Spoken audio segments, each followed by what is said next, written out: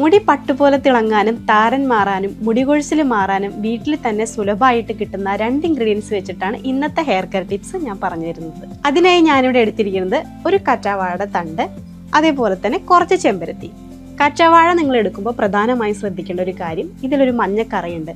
അത് മുറിച്ച് കുറച്ച് നേരം വെള്ളത്തിലിട്ട് വെച്ച് കഴുകി നല്ലോണം വൃത്തിയാക്കി എടുക്കുക. ഇതിൻ്റെ ജെല്ല് മാത്രം എടുക്കുക. അതിനുശേഷം നമ്മുടെ ചെമ്പരത്തിപ്പൂവും നല്ലോണം കഴുകി വൃത്തിയാക്കുക. ഈ കറ്റാവാഴയുടെ ജെല്ലും നമ്മുടെ ചെമ്പരത്തിപ്പൂവും നന്നായിട്ട് മിക്സിയിലിട്ട് അരച്ച് അത് പിഴിഞ്ഞെടുത്തതിൻ്റെ സത്ത് മാത്രം നിങ്ങൾ ആഴ്ചയിൽ 3 ദിവസം തലയിൽ തേക്കുക. ഈ ടിപ്സ് ഫോളോ ചെയ്യുന്നതിൻ്റെ കൂടെ നല്ലൊരു ഹെയർ ഓയിൽ ഉപയോഗിക്കേണ്ടത് വളരെ അനിവാര്യമാണ്. അതുകൊണ്ട് നമ്മുടെ രൂപശ്രീ ഹെർബൽ ഹെയർ ഓയിൽ തന്നെ ഉപയോഗിക്കുക. രൂപശ്രീ വെബ്സൈറ്റിൽ കയറി ഇപ്പോൾ തന്നെ പർച്ചേസ് ചെയ്തോളൂ കേട്ടോ.